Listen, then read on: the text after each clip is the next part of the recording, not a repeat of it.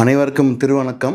So இன்றைக்கி நம்ம பார்க்க போகிற படம் வந்து ரீரிலீஸ் நாயகன். 1987 அக்டோபர் 21 தீபாவளிக்கு ரிலீஸ் ஆன படம்.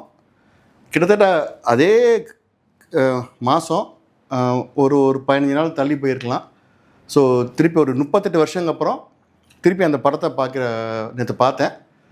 ஸோ அப்போ எனக்கு பார்க்கும்போது ஒரு 12 வயசு, இப்போ எனக்கு வந்து 50 வயசு. இந்த பார்வை வந்து நாயகனை பற்றி ஒரு அலசல், அந்த ரீரிலீஸோட ஃபேக்டர்ஸையும் பற்றி ஒரு அலசல், அது போக இந்த 38 வருஷத்தில் வந்து என்னோடய பார்வையை எப்படி மாறியிருக்கு. என்னோடய பார்வைன்னா என்னைய மாதிரி ஒரு காலகட்டத்தில் உள்ள ஒரு ஆளோட பார்வை, அவங்க அந்த படத்தை எப்படி பார்த்தாங்க, இப்போ அந்த ஒரு படத்தை எப்படி அணுகுறாங்க அப்படிங்கிறத பற்றி தான் இந்த அலசல். முதல்ல அந்த ஏஜ் ஆஃப் 12 வந்து என்னோடய அனுமானம், நான் இந்த படத்தை எப்படி அணுகினேன் அப்படின்ட்டு.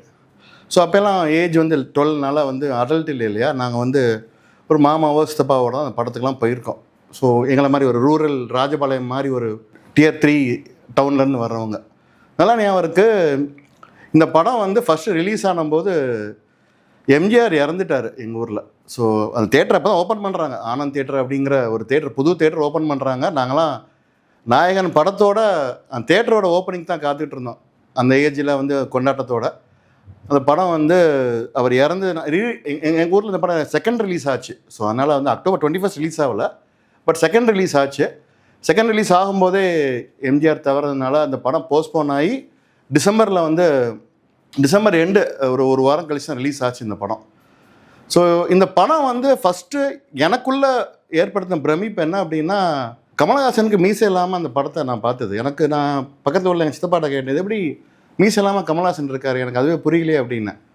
அதுவே எனக்கு பெரிய ஒரு ஆச்சரியம். அப்புறம் இந்த படம் வந்து எனக்குள்ள கிரியேட் பண்ண ஒரு இம்பேக்ட் என்னென்னா, அந்த 12 வயசில் இந்த படம் எல்லா வகையிலையும் யோசிச்சு பார்க்கும்போது ஒரு ஃபைனஸ்ட் டைரக்ஷன், அந்த கிராஃப்ட்ஸ்மேன்ஷிப் ஃப்ரம் மணிரத்னம். செகண்ட் வந்து PC ஸ்ரீராமோட அந்த சினிமாட்டோகிராஃபி, லைட்டிங்ஸு. அக்னி சார் தான் எல்லாம் பேசுகிறாங்க, அந்த லைட்டிங்ஸ் வந்து கிளைமேக்ஸ் அப்படி வச்சுருக்காங்க இப்படி வச்சுருக்காங்கன்ட்டு.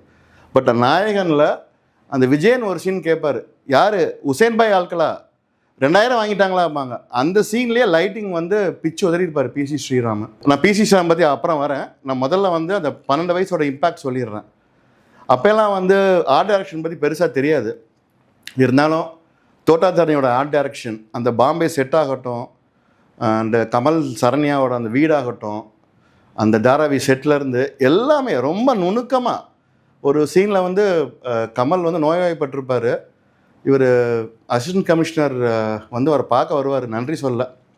அப்போ அந்த செட்டப் பார்த்தீங்கன்னா பக்கத்தில் மருந்தெல்லாம் ஆத்தென்டிக்காக அந்த 88 என்ன மருந்து இருக்கோ அந்த காஃப் சிரப் எல்லாமே அப்படி இருக்கும். ஸோ அந்தளவுக்கு மிக நுணுக்கமாக வந்து ஆர்ட் டைரக்ஷன் பண்ணியிருப்பார் தோட்டாதரணி.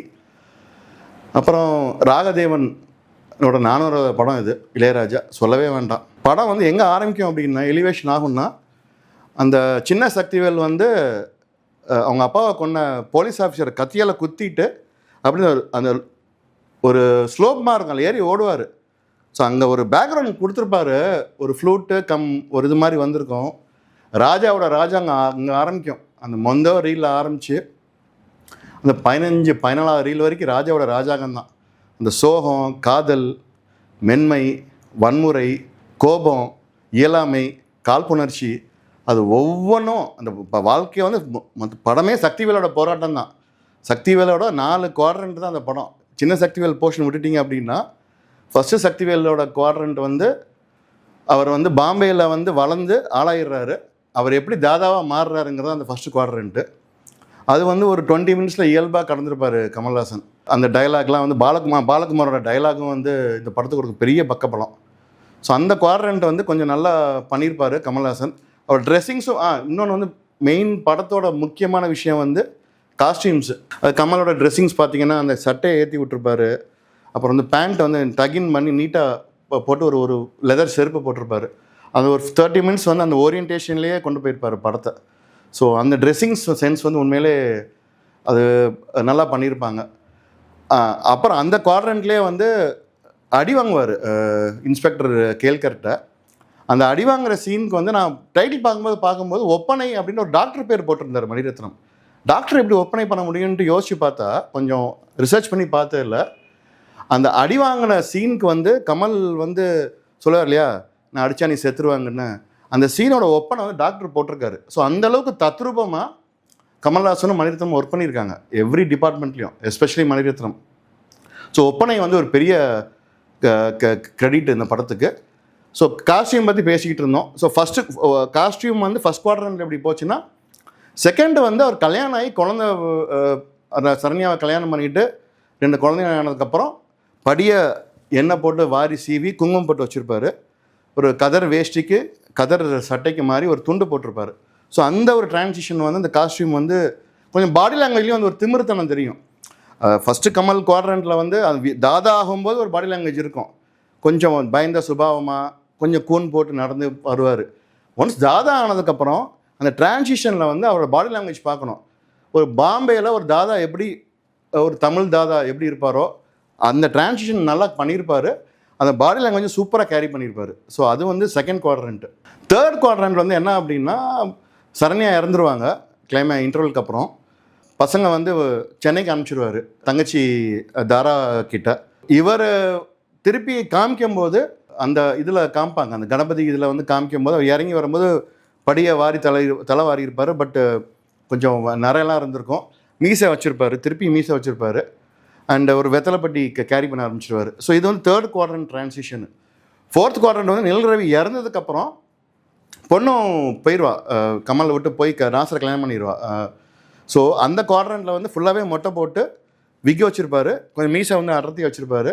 அதில் ஒரு சின்ன ஒரு பட்டு சட்டை மாதிரி போட்டு அந்த வாக்கெல்லாம் வந்து ரொம்ப அந்த ஒரு 70க்கு எப்படி ஒரு வாக்கு இருக்குமோ அந்த வாக்கு வந்து ரொம்ப லவ்ஸியாக ரொம்ப லேசியாக இருக்கும் அந்த வாக்கு.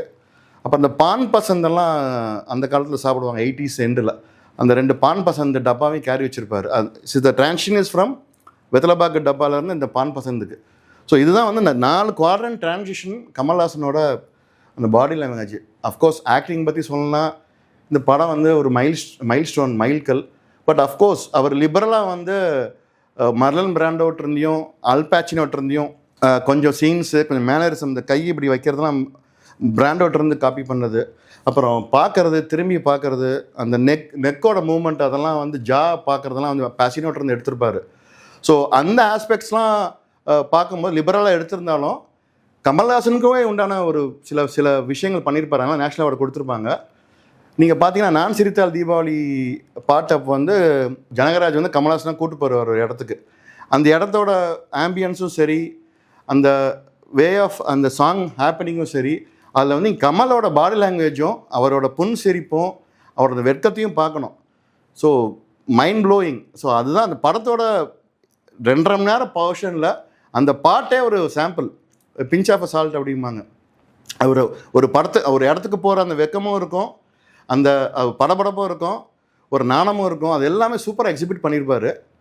அப்புறம் தாதா ஆகும்போது அந்த டிரான்சிஷனு, அந்த ஃபைட்டு, அப்புறம் ஒரு சீன்லாம் வந்து கடற்கரையில் ரவுண்டு போகும்போது பொண்ணு ஃபாஸ்ட்டாக காரை ஓட்டி அந்த காரில் ரோல் ஆகி விழுவார். அதெல்லாம் நிஜமாகவே பண்ணியிருப்பார் அவர். So this was full and full Kamalhassan's movie and full and full Maniratham's movie. So Mani Ratnam பற்றி சொல்லணும் அப்படின்னா, this was the first movie after Mouna Ragam which was a big commercial success actually. இந்த படம் வந்து மனிதனோடையும் உழவன் மகனோடையும் கம்பீட் பண்ணிச்சு. But of course Uzhavan man had its own viewers and Manithan வந்து ஏவிஎம் படம், ரஜினி படம், அதுக்குண்டான ஆடியன்ஸ் இருந்தது. But this movie was an eye opener in Tamil சினிமான்னு சொல்லலாம். எல்லா டிபார்ட்மெண்ட்லையும் நான் சொன்ன மாதிரி அந்த 12 வயசு எனக்கு அந்த பார்த்த பிரமிப்பு, ஒரு ஆடை அலங்காரமும் சரி, அப்புறம் ஆர்ட் டைரக்ஷனும் சரி, பாலகுமாரோட வசனமும் சரி, சினிமாட்டோகிராஃபியும் சரி, இளையராஜோட மியூசிக்கு எல்லாம் சேர்ந்து it was a perfect meal for around 2.5 hours. So அந்த ஒரு காலகட்டத்தில் இதுவும் மணிரத்னம் வந்து ஒரு முன்னோடியாக இருந்தார். அதுக்கப்புறம் தான் அவர் தளபதி பண்ணி ரோஜா போய் பேன் இண்டியா டைரக்டர் ஆனார். Then the travel went to Bombay, Dil Se. So this is out and out Mani Ratnam movie. And Kamal பற்றி ஏற்கனவே பேசியாச்சு, ஸ்ரீராம் பற்றியும் பேசியாச்சு. ஸ்ரீராம்லாம் வந்து நேஷ்னல் அவார்டு வாங்கினார் இந்த படத்துக்கு. ஸோ அது ஒன்றே போதும். And Thota Tharani minute granulated art direction, hats off to him. Even அந்த கோர்ட் சீன் கூட, அந்த கோர்ட் அது வந்து யூனிவர்சிட்டி ஆஃப் மெட்ராஸ் தான் நினைக்கிறேன்.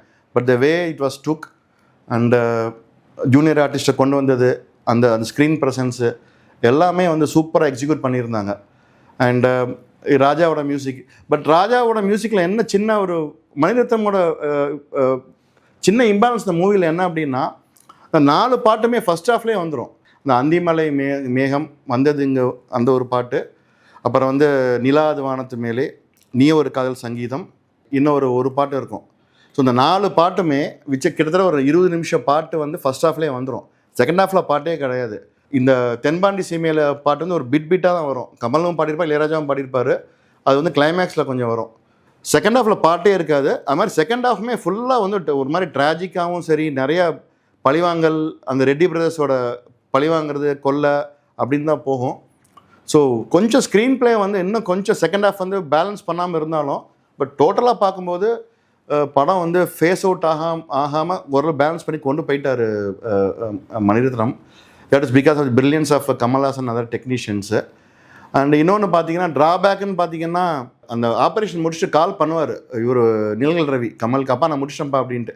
ஃபோனில் வேண்டாம், வீட்டுக்கு வா பேசிக்கலாம் அப்படின்னு சொல்லும்போது, சரின்னொடனே அந்த சீன் முடிஞ்சோடனே செத்து போயிடுவார் ஆக்சிடென்ட் ஆகி நிழல் ரவி. பட் மறுநாள் காலையில் பார்த்தீங்கன்னா கமல் வந்து புறாக்கு இற போட்டுட்ருப்பார். அவருக்கு ஒரு இன்ஸ்டிங்க்ட் இருக்கணும் இல்லையா, பையன் இன்னும் வரல வீட்டுக்கு, ஏன் வரல அப்படின்ட்டு கவலைப்படாமல் அவர் தூங்கிட்டு மறுநாள் காலைல எந்திரிச்சு எல்லாரும் வந்திருப்பாங்க. கோலியிலேருந்து தாதாஜியிலேருந்து பாய் எல்லாருமே, மொத்த தாராவி மாகியுமே அங்கே இருக்கும். பட் இவருக்கு தெரியாமல் இருக்கிறது வந்து ஒரு பெரிய தெரிஞ்ச லாஜிக்கல் லூப் ஹோல். அது மணிரத்னம் எப்படி கவனிக்காமல் விட்டாருன்னு தெரில. அப்புறம் செகண்ட் பார்த்தீங்கன்னா, கமலுக்கு வயசாகிட்டே போகிற அந்த மெட்டமாஃபாசிஸ், அந்த மேக்கப் எல்லாம் வந்து டெல்லி கணேஷ்டையும் ஜனகராஜ்டையும் பார்க்க முடியல. அவங்களுக்கு ஜஸ்ட்டு சும்மா வந்து ஒரு ஒரு வெள்ளை கோட் மட்டும் அடித்த மாதிரி தான் இருந்தது. அது ஏஜ் சரியாக காமிக்கப்படலை. அப்புறம் ஜனகராஜுக்கும் கமலுக்கு உண்டான கமரடரி. ஸோ ஜனகராஜ் தான் கமலை வந்து அவர் வீட்டுக்கே கூப்பிட்டு வருவார். இவர் செல்வா, அவர் சக்தின்னு வேலுன்னு கூப்பிட்டு பழகி, வாடாப்படன்னு பழகி, அவர் கமலில் வந்து டிரான்ஸ்ஷன் ஆகி ஒரு தாதா ஆகும்போது அப்படி வந்து ஜனகராஜ் அவருக்கு ரைட் ஹேண்ட் ஆகி அவருக்கு வாங்க போகன்னு பேசி, நாயக்கரேன்னு பேசி, நீங்கள் வாங்கன்னு பேசி, கடைசி கிளைமேக்ஸ் எல்லாம் வரும்போது அந்த அந்யோன்யத்தை காமிப்பார். வேலோ வேண்டாம் வேலோ நீ வாப்போன்னு பேச ஆரம்பிப்பார். அந்த கமரடரி வந்து சூப்பராக இருந்திருக்கும் between Janagaraj and Kamal Haasan. But as a ஜனகராஜ்லாம் ஹி லீவ் திஸ் கேரக்டர். செல்வாவோட கேரக்டர் வந்து அந்த காலகட்டத்தில் 87 ஜனகராஜ்லாம் விட்டால் இந்த கேரக்டர்லாம் யாரும் பண்ண முடியாது. ஸோ ஜனகராஜெல்லாம் it's a fantastic comedian as well as an குணச்சித்திர ஆக்டர்.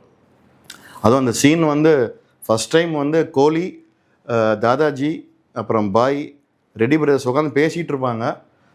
இவர் வந்து கூட்டு போவார் இந்த சைடு டெல்லி கணேஷ், இந்த சைடு வந்து ஜனகராஜ். கமல் கோட் போட்டு போயிட்டு இருக்கும்போது ஒவ்வொருத்தரையாக இன்ட்ரடக்ஷன் பண்ணிட்டு வருவார். அப்போ கடைசி ஒரு வார்த்தை சொல்லுவார், நம்ம 5வது அப்படிம்பார். அந்த சீன்லாம் வந்து ஒரு சூப்பர் பிளாக் ஹியூமர் அண்ட் தேட்டரே சிரிச்சிருச்சு. And about Delhi Ganesh also it's a good find from this movie. இந்த மூவிலேருந்து தான் வந்து இந்த பீரியடில் இருந்தான் 85 தான் டேக் ஆஃப் ஆனார் டெல்லி கணேஷும். ஸோ டெல்லி கணேஷ் கேரக்டரும் வந்து அதான் கிளைமேக்ஸ்லாம் கமல்கிட்ட சொல்லுவார், அடித்தாங்க ஒரு வார்த்தை பேசலையே, ஆனால் ஒரு வார்த்தை பேசலை அப்படிங்க. ஸோ அந்த சீன்லாம் எமோஷனலாக இருந்தது. ஸோ ஓவராலாக பார்த்தீங்க அப்படின்னா, ரீரிலீஸ்க்கு என்னை மாதிரி ஒரு மிட் ஏஜ் பீப்புளுக்கு வந்து இது ஒரு கொண்டாட்டம்.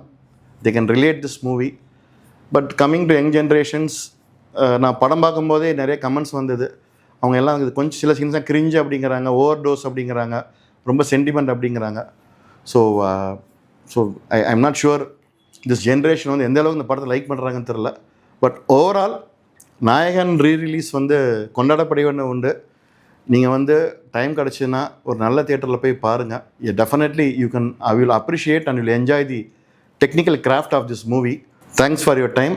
மீண்டும் ஒரு திரை விமர்சனத்தை நம்ம சந்திப்போம். நன்றி, வணக்கம்.